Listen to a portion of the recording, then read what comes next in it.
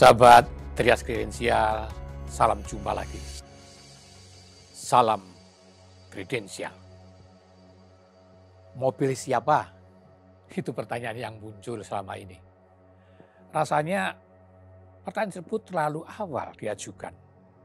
Tapi kalau kita lihat dan mengikuti berita yang beredar di berbagai media, pertanyaan tersebut tidak terlalu awal diajukan.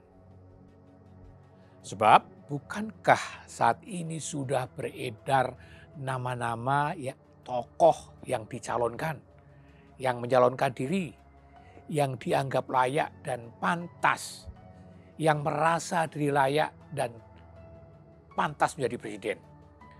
Survei-survei tentang popularitas keterpilihan mereka pun banyak dilakukan oleh berbagai lembaga survei dengan segala macam latar belakangnya.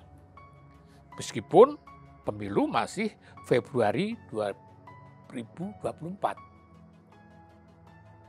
Karena itu mari kita sebut nama-nama yang dianggap potensial. Tentu pertama-tama dianggap potensial oleh partainya sendiri. Atau oleh para pendukungnya yang asli maupun pendukungnya yang tidak asli. Oleh para sponsor, baik itu yang bermodalkan duit, politik, maupun bermodalkan agama. Ada bermacam-macam sponsor. Tentu semua nama boleh disebut, disertai rekam jejaknya, rangkaian prestasinya kalau ada, sikap politiknya, warna politiknya, garis perjuangannya, pandangannya tentang negeri yang bhinneka ini, dan tentu idealismenya yang akan diperjuangkan ketika nanti pada akhirnya dipilih rakyat untuk menjadi presiden menggantikan Pak Jokowi. Yang tidak boleh ditinggalkan adalah soal integritasnya. Integritas seseorang calon pemimpin harus menjadi pertimbangan untuk dipilih. Integritas menunjukkan konsistensi antara ucapan dan keyakinan yang tercermin dalam perbuatan sehari-hari. Banyak orang, tokoh masyarakat, politisi, pejabat, bahkan tokoh agama yang berbicara sebatas di bibir saja, sedangkan hatinya bertolak belakang. Bahkan berisi kadangkala kesombongan, iri, dengki, dendam, dan emosi. Katakanlah lain di bibir dan lain di hati, lain omongan dan lain tindakan. Orang yang memiliki integritas biasanya berpikir lebih dahulu sebelum berbicara. Sehingga perilaku dan tindakannya sesuai dengan apa yang diucapkan. Bukan ngomong dulu, baru kemudian belakangan minta maaf. Karena omongnya salah. Bukan ngomong dulu, baru dipikir. Sahabat, integritas itu, ini menurut definisi KPK ya, adalah sebuah kesatuan dan keselarasan antara pikiran, sikap, dan perilaku tentang nilai-nilai tertentu dalam lingkup tingkat individu yang dilakukan dengan penuh komitmen secara konsisten. Nilai-nilai yang membangun sebuah integritas adalah kejujuran, keadilan, dan tanggung jawab. Kejujuran, keadilan, dan tanggung jawab.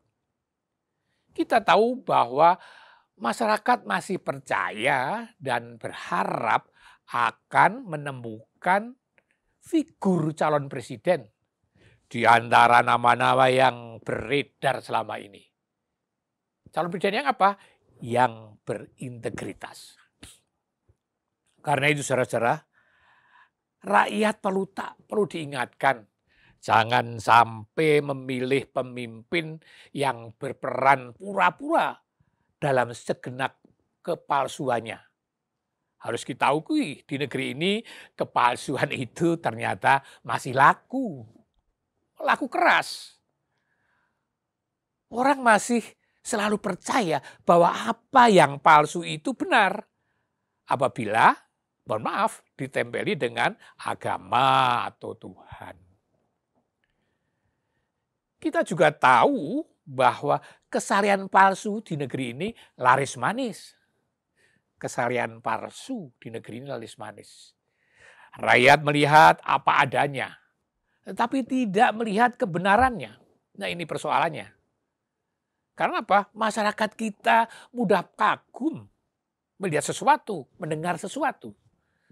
Sehingga mudah menjadi sasaran penipuan. Padahal kakek moyang kita selalu mengingatkan, ojo gumunan, jangan mudah terpukul.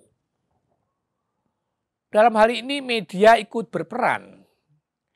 Apalagi bila media tidak menjunjung tinggi misi sucinya, hukum besinya media, yakni netralitas, independen, meneriakkan kebenaran, dan membela kebenaran. Akibatnya apa kalau itu dilanggar? Rakyat biasa, bahkan rakyat yang luar biasa pun seperti gelombang laut diombang-ambingkan oleh angin. Terbawa ke sana, kemari, dan terus dan terus. Sahabat Trias Kredensial, gelanggang politik adalah ajang terbuka bagi siapa saja yang akan meraih kekuasaan.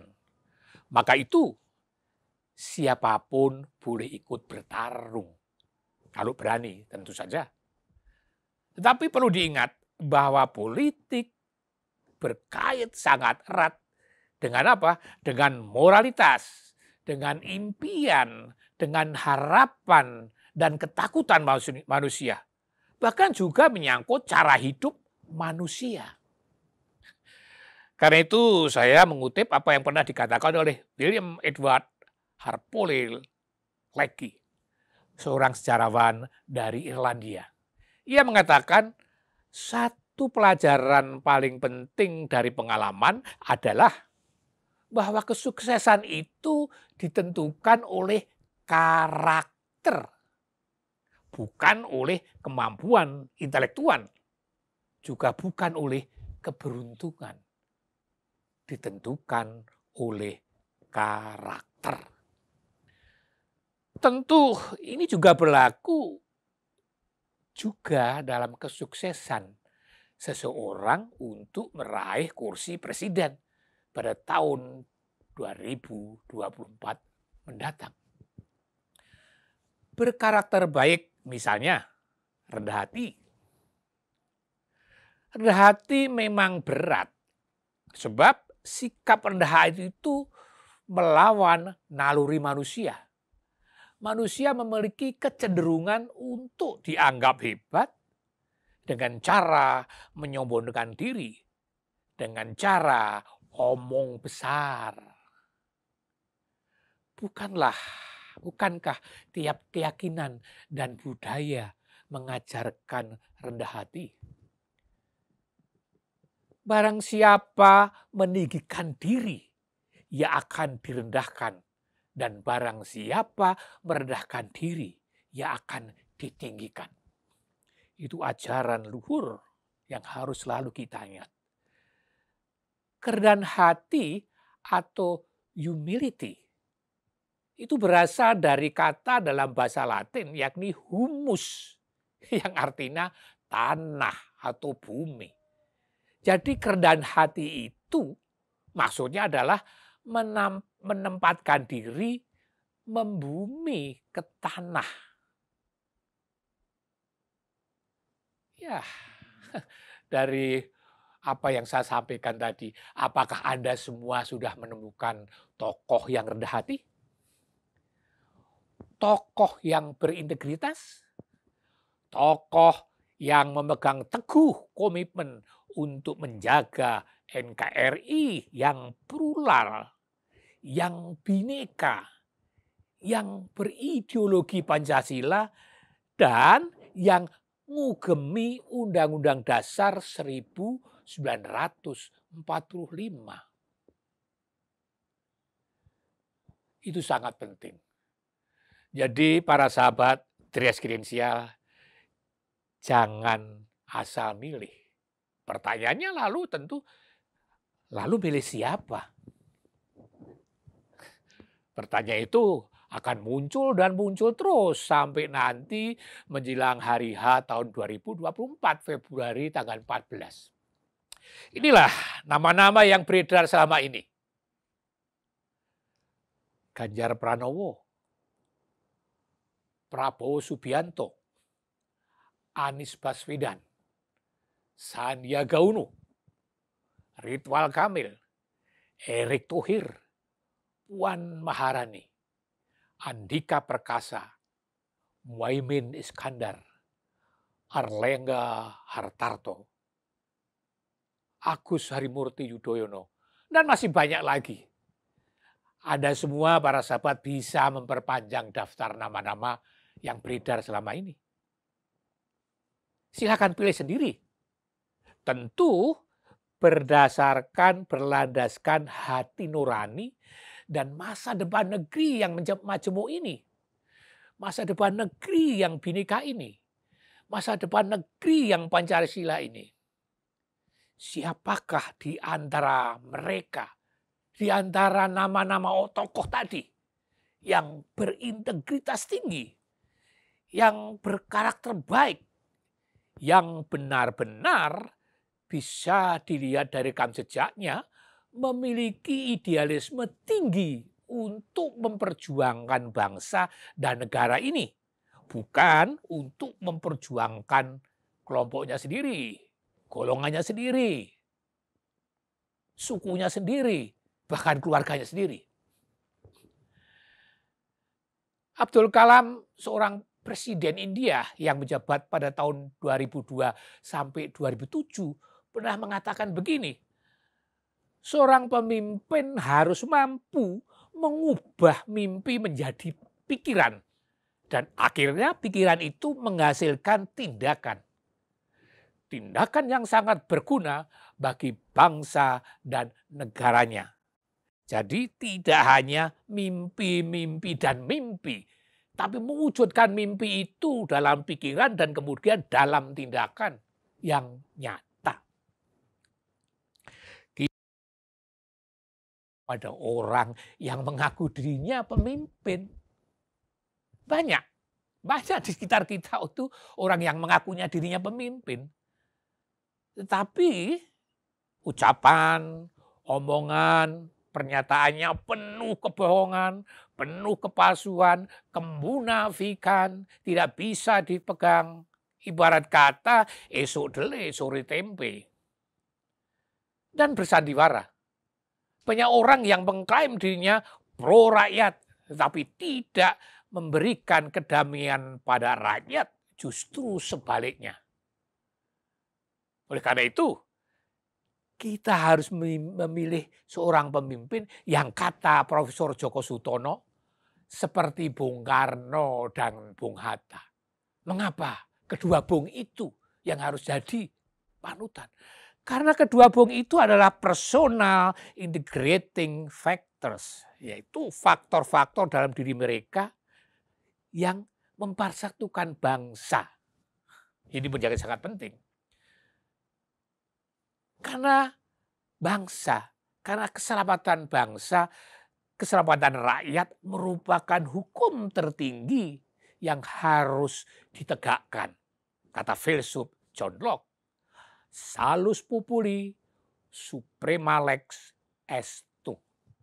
Keselamatan rakyat merupakan hukum tertinggi, mesti ditegakkan.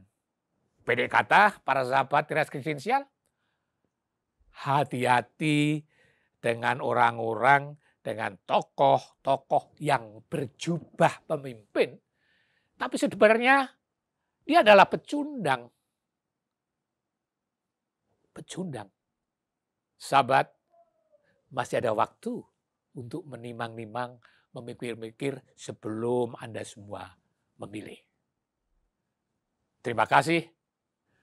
Salam kredensial.